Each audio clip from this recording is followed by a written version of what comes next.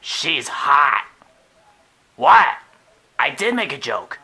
I'm making fun of all the fanboys who's drooling all over her. And spoiler alert, Charles is one of them. Although I'd like to see her in a metal slave bikini. Welcome, fans and collectors. This is Marvel and DC 379 with another review, and today we'll be looking at the Toys R Us exclusive Star Wars The Black Series Rey in her Jedi training gear. I bought this 2 months ago, and I've been saving it for a special occasion because as of this year, Toys R Us will be closing all the stores, and since this will be the last day of sales, I really wanted to make this review very special, considering that Toys R Us made so many people's childhoods, including myself. And it will be sad to see Toys R Us go, but I really wanted to make it count, and I really hope my review can do that. So, let's begin and look at the packaging, and I absolutely love this style of packaging. Star Wars The Black Series, you can see it right there. And there's the artwork of Rey, could be Daisy Ridley or just an artwork of the character, and there's the wreckage of the vehicle. It says her name, Rey Jedi Training, and here it is in another language. And this is the crate version, which makes it different from the initial release of Rey. There's warning, choking hazard, ages 4 and up, and Hasbro. There's the side with her name across. There's her name again. And here's the figure and all of her accessories. Other warnings, Hasbro, Disney. And here's the read-up. Jedi Training Rey crate. At long last, Rey has found Luke Skywalker, the last Jedi Master in the galaxy. Hoping to find a hero of legend, she must unlearn what she has learned as Skywalker challenges her expectations. And what really makes this special is that you can open this flap up because it's held by Velcro. And I absolutely love the setup with the figure and the diorama pieces and her accessories, fabric costume, premium character detail, environmental base, die-cast accessories, and just look at this. I absolutely love this presentation. The way it's all set up, there's the figure of Rey herself, the diorama pieces, and all her accessories. That is just beautiful. That is just wonderful. And well, since this is the last day of Toys R Us, well, who knows? I might keep this for sentimental value, and I really do like the seal of Toys R Us being it being an exclusive, because normally I don't always keep the packages of my figures, especially the ones I've reviewed before, because usually I recycle them. And yes, I said recycle. I didn't say throw away because I care about the environment. I'm a major tree hugger. I've always been ever since I was a kid. But aside from that, maybe I'll keep the packaging, but for now, let's just review the figure. And here is Rey out of packaging. And just like what I mentioned before, I was able to keep the packaging. And for anybody who likes to keep packages and boxes of their figures, it's very easy to do. And keep the box. And I'm gonna keep this for sentimental value. But anyways, let's review this figure. So this is her Jedi training gear. And I've always liked this look for Rey. This is thus far my favorite design and costume for Rey, mostly because it's very Jedi looking, if that makes sense, and I really like the color scheme. It's very consistent, it's broken up well. The gray, the black, the brown, and what makes this different from standard retail is that her material is made of cloth and fabric, soft goods, instead of plastic. And if you know me, I prefer plastic, but if it works, it works. And I'm gonna assume they change it just to make it different from the standard release. So I don't have the original version. I've seen it. I never picked it up, so I got this, so I can't really compare it when I have the chance. But enough of that. Let's begin. So, like I said, I really like the fabric look of this Jedi training gear. And there's nice detail like the little lighter shades of brown on her belt. And I really like how her arm wraps look very dirtied up. And the wrinkles on her legs. And I just noticed this when I took out packaging that there's a little cut on her right arm. It looks very nicely detailed, and I'm gonna take an assumption that that's from the fight with Kylo Ren. I don't remember. I don't have The Last Jedi on Blu-ray. And this is fabric, so be careful so you don't rip or tear anything. But so far, looks good, nothing is too damaged. And let's take a look at the head sculpt. It does look like Daisy Ridley as Rey. It has really good likeness, and I really like the hair, how it's sculpted. Though, the only thing I have to say that's negative is her facial expression looks very meh. I'm not saying the head sculpt itself is meh. I mean the actual expression, like she looks indifferent, her eyes are like, eh. But otherwise, I really do like it. Now, moving on into articulation. Ball jointed head, hinged shoulder so it can go in and out and all around. Her elbows can bend this much.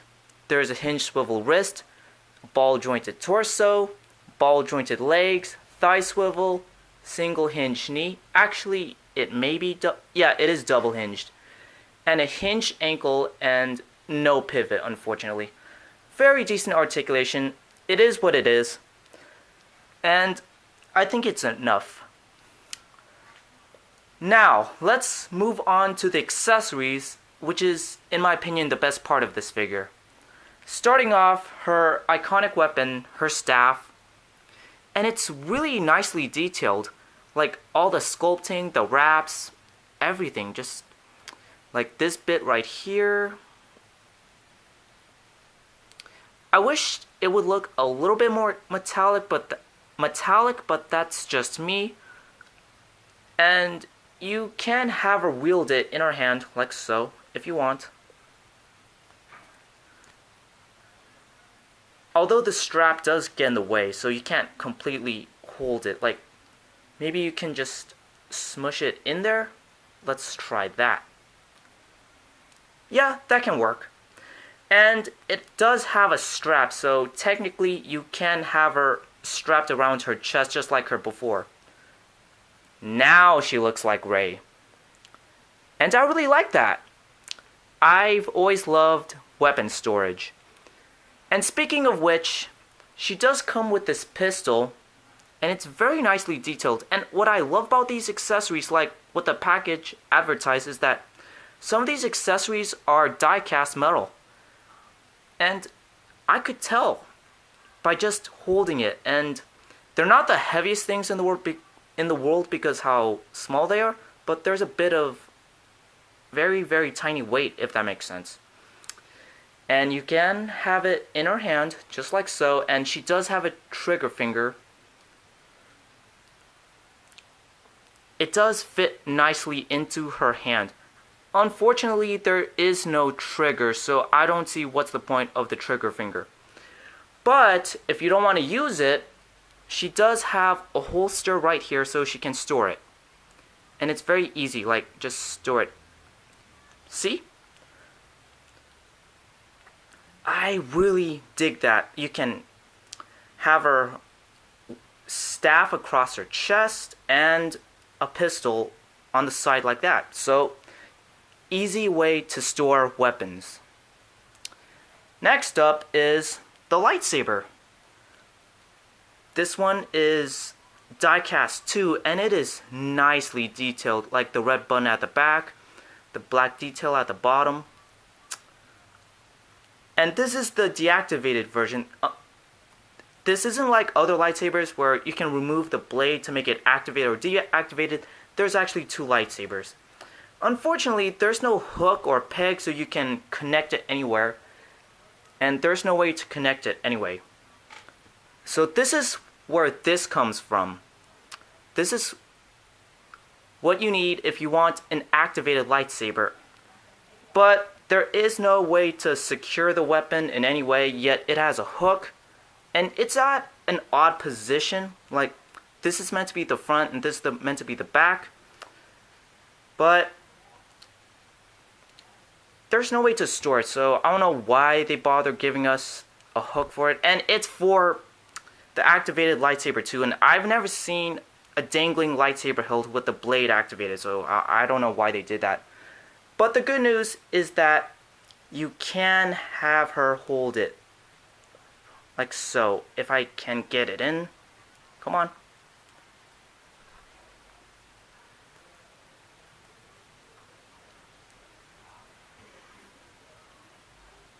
And now Rey is ready to fight Kylo Ren. Last and definitely not the least are these accessories, which are meant to be diorama pieces of crates towards the end of The Last Jedi. And I absolutely love that, diorama pieces, because we don't often get diorama pieces for standard retail figures unless it's more high-end adult collectible like NECA. But it's something I really do appreciate. Like, just look at that. The colors, the whitish gray, the red, and the texture, the sculpting is absolutely gorgeous. Like, this looked like actual rock, or not rock, but I guess you could say salt or crystal from the planet Crate. And the same goes for here. Just look at that, all that incredible detail with the rock and debris. And this piece of machinery, I would assume, is a vehicle from the First Order or the Resistance. I don't remember, I haven't seen The Last Jedi in a while.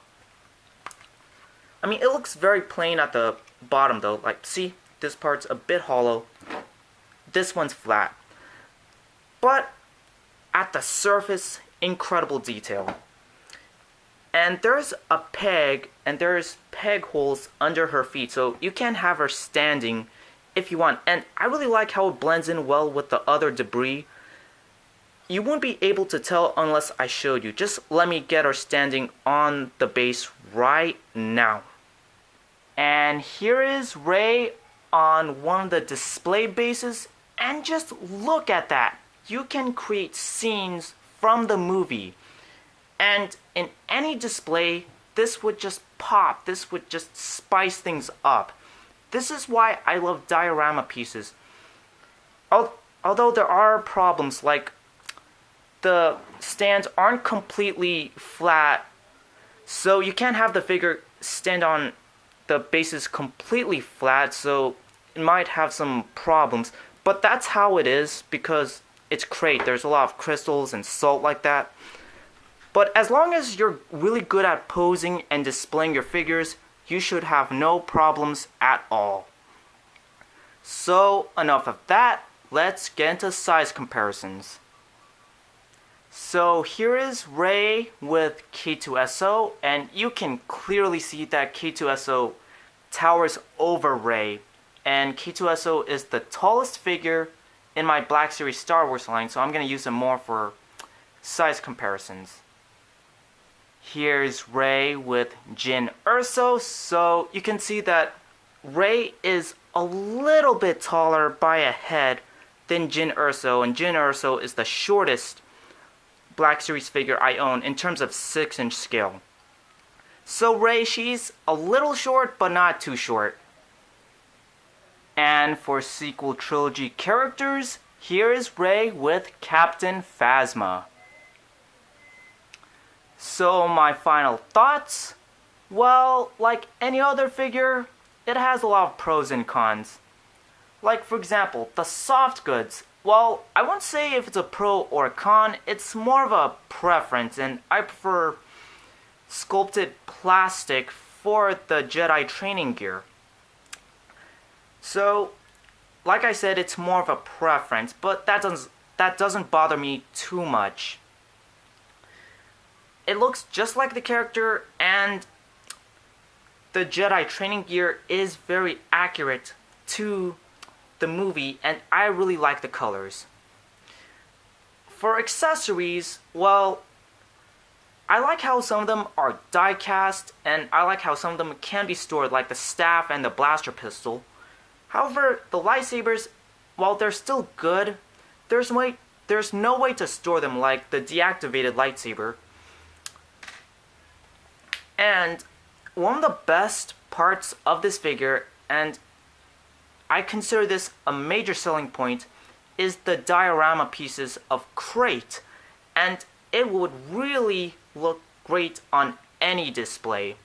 So pros obviously outweigh the cons, although they're still cons, they're not a big deal. So thank you for watching, everybody. This has been my review.